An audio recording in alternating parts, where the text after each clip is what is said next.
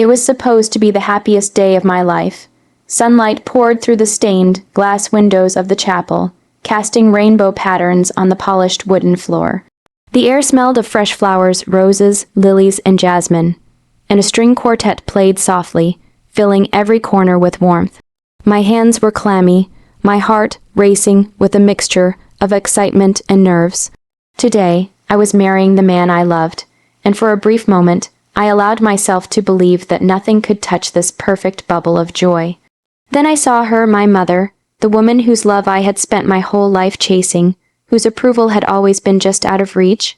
She walked in like a queen inspecting her court, her posture perfect, her smile polished, but I had learned to read her eyes, the cold calculation hidden behind the carefully crafted facade. And today, her eyes were not on me. They were scanning, judging, measuring, critiquing everything. My dress, my makeup, even the way I carried myself. I should have felt comforted by her presence, but instead, my stomach twisted into knots.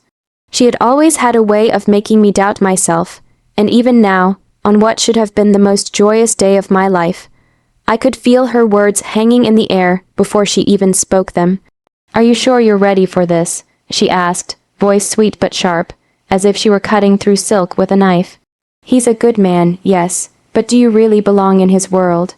I tried to laugh it off. "Mom, today's about celebrating love, not analyzing it." Her eyes narrowed just slightly and I felt it like a sting. "I'm just saying I want what's best for you. You deserve more than mediocrity." Every word she spoke felt like a tiny hammer, pounding against my confidence. She had always done this under the guise of concern. She undermined me, questioned my choices, and left me second, guessing every decision I made. And today, of all days, it was happening again. My husband, oblivious to the storm brewing, squeezed my hand gently. His touch was grounding, a reminder that I was not alone in this moment. I wanted to smile at him, to let the warmth of our love push her shadow aside, but the words from my mother echoed in my mind, sharp and unrelenting. How could I feel pure joy when the person who was supposed to be my safe harbor had turned into my worst critic? The ceremony began, and I walked down the aisle with my heart in my throat. Faces blurred around me. Friends, family, colleagues, but I couldn't focus. I kept glancing at her, hoping for a flicker of pride, a hint of happiness for me, but it never came. Instead, I caught the subtle rolling of her eyes as I passed, the almost imperceptible sneer at the corners of her mouth. I wanted to shrink into myself, to disappear, to escape this duality of celebration and judgment. I whispered to myself, "Don't let her ruin this. Don't let her steal your day." And yet, as I reached the altar, the dam of emotions I had been holding back began to crack. The woman who had raised me, nurtured me, and yet consistently diminished me was here, watching, judging, silently declaring that nothing I did would ever be enough. I realized with a cold, sinking clarity that this day, the day I had dreamed of my entire life, would not only be about my love for him, it would also be about confronting the woman who had always made me feel less than I was. I clenched my hands together, gripping his tightly, and inhaled deeply. This day might be tainted by her bitterness, but I refused to let it consume me entirely. I would find my moment. I would find my voice. Little did I know that the storm she had brought with her was only the beginning, and that the path ahead would turn the entire wedding into a battlefield I never expected. The reception hall glittered with chandeliers, golden light bouncing off polished floors and crystal glasses. Music floated in the background, a soft melody that should have been comforting, but I felt none of it. Every smile I forced felt brittle, every laugh hollow. My mother, ever the perfectionist, had arrived with the same practiced poise, but now her presence carried something heavier, sharper, an invisible weapon she wielded with surgical precision. At first it was subtle. She commented on my bouquet, saying the roses were predictable, the lilies too common for someone marrying into a wealthy family. I tried to brush it off with a smile, whispering to my husband, "Ignore her, she's just nervous." But her words, though disguised as concern, pricked at me like thorns. Each sip of champagne burned my throat, my stomach twisting in anxiety I couldn't shake. Then came the cutting remarks, more personal, impossible to ignore. "I still don't understand why you chose this job, sweetie. It's not exactly prestigious, is it?" she said, voice sweet enough to fool the casual listener, but sharp enough to make me want to shrink under the table. And your friends, well, they're nice, I suppose, but are they really suitable for the company he keeps? I felt eyes on me, the guests shifting uncomfortably in their seats, unsure if they should intervene. My father, who usually sat beside her as her silent ally, merely sipped his drink, avoiding my gaze. I realized then, with a pang of betrayal, that he had always known, always seen the way she undermined me, yet had never stopped her. I tried to hold my head high, tried to focus on my husband's reassuring grip on my hand, but every word from her pierced through my carefully constructed calm. And then, inevitably, the ultimate humiliation arrived. During the toast, she raised her glass, smiling at everyone, a picture of elegance. But as soon as she spoke, the air shifted. We all know weddings are about love, she began, voice sweet but venomous. But let's be honest, sometimes we make mistakes. Sweetie, marrying him, is that really the best decision you could make? The words struck like ice water. Gasps rippled through the hall. My mother, with her well-practiced charm, had managed to plant doubt in the hearts of our guests while openly attacking me. I felt my face burn. My cheeks flamed with humiliation. Friends who had flown from distant cities to celebrate were frozen, uncertain whether to intervene or pretend they hadn't heard. I wanted to disappear, to melt into the floor, but I couldn't. I tried to meet my mother's eyes, to plead silently for mercy, for a shred of love that might stop this avalanche of shame, but there was none. Her expression was triumphant, a predator admiring her prey. My husband's jaw tightened, his eyes darting between her and me. He opened his mouth, but she cut him off with a sharp laugh. Oh, this isn't about you, dear. Family matters are delicate. Let me handle it. Her tone made it clear that she wanted me cornered, exposed, vulnerable. I felt tears prick at the corners of my eyes, the pain of betrayal overwhelming. The woman who had carried me, taught me, kissed my scraped knees, and wiped away my childhood tears, was now the architect of my deepest shame. And there I stood, in a sea of elegant tables and glittering lights, my heart breaking under the weight of her cruel mastery. For the first time that day, I realized something frightening and exhilarating. I was no longer powerless. Her words stung, yes, but they were now out in the open, witnessed, recorded in the memories of everyone present. And perhaps, just perhaps, this humiliation could be turned around.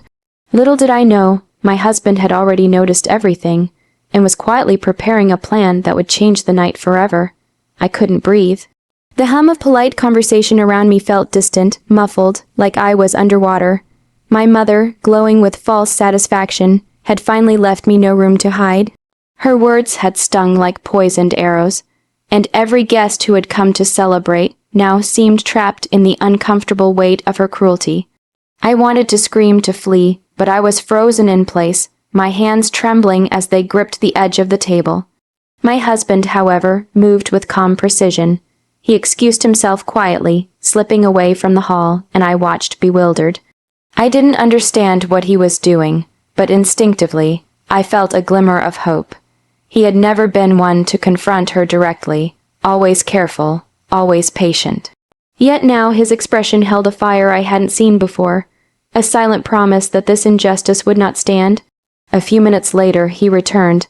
His eyes were steady, unwavering, and in his hand he held his phone. He didn't announce anything, didn't raise his voice. He simply stood in the center of the room, holding the screen out for the nearest guests to see. Curiosity flickered in the air. Guests leaned in, murmurs of confusion rippling through the crowd. And then he revealed the first message, a voice note she had sent to a friend weeks earlier, mocking me, calling me naive and undeserving of love or success. The room went still. I could hear the clinking of glasses stop, the soft rustle of dresses as everyone strained to listen. One by one, he revealed the rest. Texts she had sent behind my back, private messages full of cruel criticisms, and recordings of her laughing at my insecurities with people she considered allies. Every insult, every humiliation, every betrayal that had been whispered in private was now laid bare for everyone to see. I watched the room change around me, faces drained of color. My cousins exchanged shocked glances, some biting their lips to hide the tears forming. Old friends who had been loyal to her whispered apologies to me, eyes wide with disbelief. Even my father, who had remained silent for so long, now sat rigid, his expression crumbling as he realized the extent of her cruelty. And my mother, she froze. Her smile, so carefully rehearsed, faltered. She opened her mouth, probably to deny, to justify, to reclaim control. But there were no words left that could undo what had been revealed. The room was silent, except for the soft sound of phones capturing every moment. And suddenly, she was the one shrinking under the weight of her actions.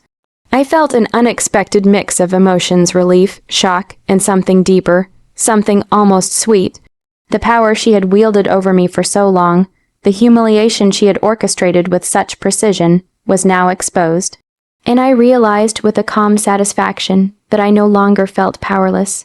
6 guests, unable to handle the rawness of the truth, quietly excused themselves and left in tears. The atmosphere shifted from celebration to reckoning. People who had laughed at her charm before now looked at her with pity, disbelief, and, in some cases, anger. The tables had turned so completely that I could hardly recognize the world around me. My husband reached for my hand, squeezing it gently. "I've been protecting you from her for too long," he whispered. His voice was low, intimate, but it carried the weight of every year of my mother's subtle torments. "Now everyone knows," I nodded, swallowing hard. The wedding that had begun as my greatest nightmare had become something else entirely, a turning point, a public revelation, and, in its own way, the beginning of sweet justice. And as I looked at my mother, her face drained of color, her carefully constructed facade crumbling in real time, I felt the first true sense of liberation in my life. The storm she had brought to my wedding had finally met its match, and the damage she had tried to inflict on me had returned to her tenfold. The hall felt different now, heavier, charged with an electricity I had never felt before. The air that had been filled with music, laughter, and polite chatter was now thick with disbelief, shame, and the raw tension of truth. My mother, once the elegant queen of attention, stood frozen in the center of her crumbling empire. Every guest who had ever admired her poise now looked at her differently, eyes softened by shock, some filled with tears, others with quiet judgment. I gripped my husband's hand tightly, letting his warmth ground me. I can't believe you did this," I whispered, my voice trembling between awe and disbelief. "I've been waiting for the right moment," he said, his lips curving into a small, reassuring smile. "I couldn't let her ruin your happiness again, not today, not ever." The truth of what he had done sank in slowly. Every insult, every private humiliation my mother had sent my way, every cruel whisper I had suffered in silence, all of it was now visible, undeniable, witnessed by those who mattered. And I realized something profound. The very people she had relied on for validation, the friends and family who had always laughed at her charm, were now crying for me, apologizing quietly for never speaking up sooner. 6 guests had quietly excused themselves earlier, unable to withstand the magnitude of what they had just witnessed. Others remained, some standing frozen in shock, some shaking their heads, unable to comprehend the depth of my mother's betrayal. And yet, amidst it all, I felt no bitterness toward them. They had been blindsided, just as I had been for so many years. My mother finally spoke, her voice strained and brittle, her usual confidence replaced by panic. This isn't fair," she exclaimed, though her words rang hollow. You're making a spectacle." I let her words wash over me without responding. There was no need. Her own voice, her own actions, had already spoken louder than any reply I could muster. I realized, with a strange sense of calm, that her attempt to humiliate me had failed spectacularly. In trying to make me small, she had only exposed herself. Guests began to approach me quietly, offering words of comfort, hugs, and whispered apologies. My father finally met my eyes, his own glistening with tears. I should have protected you," he said, voice choked with regret. "I see that now." The most satisfying moment, though, came when my mother tried to gather herself, to regain control of the room, only to be met with silence, whispers of disbelief, and polite avoidance. Her carefully constructed facade had shattered. leaving her exposed and powerless. As the night wore on, I realized something remarkable. The day that had started as my greatest nightmare had become my triumph. My wedding, meant to celebrate love, had also revealed truths, long-buried truths, about betrayal, cruelty, and the consequences of unchecked malice. I looked around at the people who had stayed, at the friends who had been silent witnesses to my mother's torment and my husband's quiet justice. And for the first time, I allowed myself to feel pure joy, not just because I was married to the man I loved, but because I had reclaimed my dignity, my voice, and my power. My mother had tried to humiliate me in front of everyone, but in the end, it was she who was humiliated. The tables had turned so completely that I could almost feel the weight of every year of her manipulation lift from my shoulders. And as I held my husband's hand, watching the chaos she had caused unravel around her, I realized the sweetest revenge is not vengeance born of anger. It is truth revealed at the perfect moment, leaving those who sought to harm you powerless in its wake. That night, I walked not just as a bride, but as a woman who had faced betrayal, endured humiliation, and emerged stronger, loved, and unstoppable. And somewhere deep inside, I smiled, knowing that for the first time I had the last word.